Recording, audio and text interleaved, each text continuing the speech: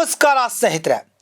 ಭಾರತದ ಪ್ರಜಾಪ್ರಭುತ್ವದಲ್ಲಿ ಬಡವರ ಹೊಟ್ಟೆ ತುಂಬಿಸುವಂತಹ ಅತಿ ದೊಡ್ಡ ಕಲ್ಯಾಣ ಯೋಜನೆ ಯಾವುದು ಅಂತ ಕೇಳಿದ್ರೆ ಉತ್ತರ ಸಾರ್ವಜನಿಕ ವಿತರಣಾ ವ್ಯವಸ್ಥೆ.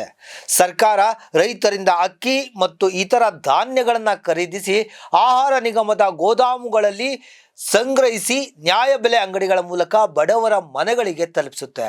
ಆದರೆ ಈ ವ್ಯವಸ್ಥೆಯೊಳಗೆ ಭ್ರಷ್ಟಾಚಾರದ ಹೆಗ್ಗಣಗಳು ನುಗ್ಗಿದ್ರೆ ಗೋದಾಮ್ನಲ್ಲಿ ಸಂಗ್ರಹವಾಗಬೇಕಿದ್ದ ಸಾವಿರಾರು ಟನ್ ಅಕ್ಕಿ ಕಾಗದದಲ್ಲೇ ಉಳಿದುಕೊಂಡು ಕಾಳಸಂತೆಯಲ್ಲಿ ಹರಿದು ಹೋಗ್ತಿದ್ರೆ, ಬಡವರ ತಟ್ಟೆಗೆ ತಲುಪಬೇಕಿದ್ದ ಅನ್ನವೇ ಕೆಲವರ ಅಕ್ರಮ ಸಂಪತ್ತಿನ ಮೂಲವಾಗಿದ್ರೆ, ಈ ಪ್ರಶ್ನೆಗಳು ಇತ್ತೀಚಿನ ಲೋಕಾಯುಕ್ತ ದಾಳಿ, ತನಿಖೆಗಳು ಮತ್ತು ಸಾರ್ವಜನಿಕ ವಲಯದಲ್ಲಿ ಕೇಳಿಬರ್ತಾ ಇರುವಂತಹ ಆರೋಪಗಳ ಹಿನ್ನೆಲೆಯಲ್ಲಿ ಮತ್ತೊಮ್ಮೆ ಚರ್ಚೆಗೆ ಬಂದಿದೆ.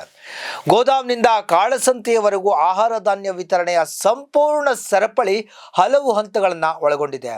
ರೈತರಿಂದ ಖರೀದಿ, ಗೋದಾಮು ಸಂಗ್ರಹ, ಸಾಗಣೆ, ಜಿಲ್ಲಾ ಮಳಿಗೆಗಳಿಗೆ ವಿತರಣೆ, ನ್ಯಾಯಬೆಲೆ ಅಂಗಡಿಗಳ ಮೂಲಕ ಫಲಾನುಭವಿಗಳಿಗೆ ತಲುಪಿಸುವಂತಹ ಪ್ರಕ್ರಿಯೆ. ಈ ಪ್ರತಿಯೊಂದು ಹಂತದಲ್ಲೂ ಅಕ್ರಮಕ್ಕೆ ಅವಕಾಶಗಳಿದೆ ಅನ್ನುವಂಥ ಆರೋಪಗಳು ವರ್ಷಗಳಿಂದ ಕೇಳಿಬರ್ತಾನೆ ಇದೆ.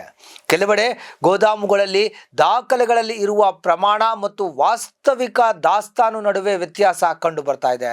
ಕೆಲವು ಕಡೆ ಸಾಗಣೆ ವೇಳೆ ತೂಕದಲ್ಲಿ ಕಡಿತ, ಕೆಲವೆಡೆ ಕಳಪೆ ಗುಣಮಟ್ಟದ ಧಾನ್ಯ ಮಿಶ್ರಣ, ಇನ್ನೂ ಕೆಲವೆಡೆ ನಕಲಿ ಫಲಾನುಭವಿಗಳ ಹೆಸರಲ್ಲಿ ವಿತರಣೆಯನ್ನ ತೋರಿಸಿ ಅಕ್ಕಿಯನ್ನ ಬೇರೆಡೆ ಮಾರಾಟ ಮಾಡುವಂತಹ ಆರೋಪಗಳು ಕೂಡ ಕೇಳಿಬರ್ತಾ ಇದೆ. ಇಂತಹ ಅಕ್ರಮಗಳು ಪ್ರತ್ಯೇಕ ಘಟನೆಗಳಲ್ಲ, ವ್ಯವಸ್ಥಿತ ಜಾಲವಾಗಿ ಕಾರ್ಯನಿರ್ವಹಿಸಿದರೆ ಸಾವಿರಾರು ಟನ್ ಧಾನ್ಯಗಳು ಮಾರುಕಟ್ಟೆಗೆ ಸೋರಿಕೆಯಾಗುವಂತಹ ಅಪಾಯ ಇದೆ. ಬಡವರ ಹಕ್ಕಿನ ಮೇಲೆ ದರೋಡೆ. ಒಂದು ಕುಟುಂಬಕ್ಕೆ ಸಿಗುವ 5 ಅಥವಾ 10 ಕಿಲೋ ಅಕ್ಕಿ ಸಾಮಾನ್ಯರಿಗೆ ಸಣ್ಣ ಪ್ರಮಾಣವಾಗಿ ಕಾಣಬಹುದು, ಆದರೆ ಆ ಕುಟುಂಬದ ತಿಂಗಳ ಬದುಕಿಗೆ ಅದು ಜೀವನಾಡಿ. ಆಹಾರ ಭದ್ರತಾ ಕಾಯ್ದೆಯಡಿ ಕೋಟ್ಯಾಂತರ ಜನರು ಸರ್ಕಾರದ ಪಡಿತರ ವ್ಯವಸ್ಥೆಯ ಮೇಲೆ ಅವಲಂಬಿತರಾಗಿದ್ದಾರೆ. ಅಂತಹ ವ್ಯವಸ್ಥೆಯಲ್ಲಿ ಒಂದು ಚೀಲ ಅಕ್ಕಿಯೂ ಕೂಡ ಕಳುವಾಗೋದು ಅಂದರೆ ಅದು ಕೇವಲ ಆರ್ಥಿಕ ನಷ್ಟ ಅಲ್ಲ, ಬಡವರ ಹಕ್ಕಿನ ಮೇಲೆ ನಡೆದಂತಹ ದರೋಡೆ. ಜನರ ತೆರಿಗೆ ಹಣದಿಂದ ಖರೀದಿಸಿದಂತಹ ಧಾನ್ಯವೇ ಮತ್ತೆ ಕಾಳಸಂತೆಯಲ್ಲಿ ಮಾರಾಟವಾಗ್ತಿದೆ ಅನ್ನೋ ಆರೋಪಗಳು ಸತ್ಯವಾಗಿದ್ದರೆ ಅದು ಆಡಳಿತಾತ್ಮಕ ವೈಫಲ್ಯಕ್ಕಿಂತ ದೊಡ್ಡ ಸಾಮಾಜಿಕ ಅಪರಾಧ.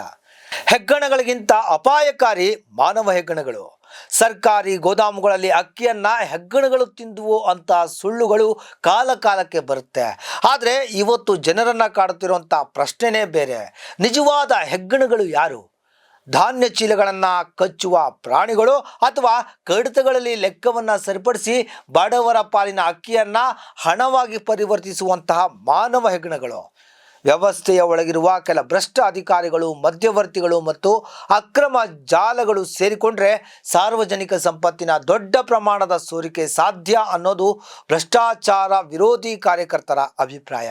ಇತ್ತೀಚಿನ ಲೋಕಾಯುಕ್ತ ಕ್ರಮಗಳು ಕೇವಲ ಕೆಲವು ಅಧಿಕಾರಿಗಳ ವಿರುದ್ಧದ ಕಾರ್ಯಾಚರಣೆ ಅಲ್ಲ, ಇದು ಸಂಪೂರ್ಣ ವ್ಯವಸ್ಥೆಗೆ ನೀಡಿರುವಂತಹ ಎಚ್ಚರಿಕೆಯ ಗಂಟೆ. ಆಹಾರ ನಿಗಮ, ಗೋದಾಮು ನಿರ್ವಹಣೆ, ಸಾಗಣೆ ಗುತ್ತಿಗೆ, ವಿತರಣಾ ವ್ಯವಸ್ಥೆ ಎಲ್ಲ ಹಂತಗಳಲ್ಲೂ ಪಾರದರ್ಶಕತೆ ಇಲ್ಲದೇ ಇದ್ದರೆ ಬಡವರ ಹಕ್ಕು ಅಪಾಯಕ್ಕೆ ಸಿಲುಕುತ್ತೆ ಅನ್ನುವಂಥ ಸಂದೇಶ ಈ ತನಿಖೆಗಳು ನೀಡ್ತಾ ಇವೆ. ಸಾರ್ವಜನಿಕ ವಿತರಣಾ ವ್ಯವಸ್ಥೆಯಲ್ಲಿ ವರ್ಷಕ್ಕೆ ಸಾವಿರಾರು ಕೋಟಿ ರೂಪಾಯಿ ಮೌಲ್ಯದ ಆಹಾರ ಧಾನ್ಯಗಳು ವಹಿವಾಟು ನಡೆಯುತ್ತೆ. ಈ ವ್ಯವಸ್ಥೆಯಲ್ಲಿ ಕೇವಲ 1 ಅಥವಾ 2% ಸೋರಿಕೆಯಾದರೂ ಅದರ ಮೌಲ್ಯ ನೂರಾರು ಕೋಟಿ ರೂಪಾಯಿಗಳಿಗೂ ತಲುಪಬಹುದು. ಆದ್ದರಿಂದಲೇ ಭ್ರಷ್ಟಾಚಾರ ವಿರೋಧಿ ಹೋರಾಟಗಾರರು ಒಂದು ಪ್ರಶ್ನೆಯನ್ನು ಕೇಳ್ತಾ ಇದ್ದಾರೆ.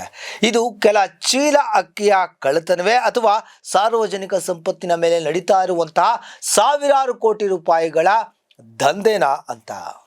ನೋಡಿದ್ರಲ್ಲ ವೀಕ್ಷಕರೇ, ಈ ಮಾಹಿತಿ ನಿಮಗೆ ಇಷ್ಟವಾಗಿದ್ದಲ್ಲಿ ಲೈಕ್ ಮಾಡಿ, ಶೇರ್ ಮಾಡಿ, ನಮ್ಮ ಚಾನಲನ್ನು ಸಬ್ಸ್ಕ್ರೈಬ್ ಮಾಡಿ.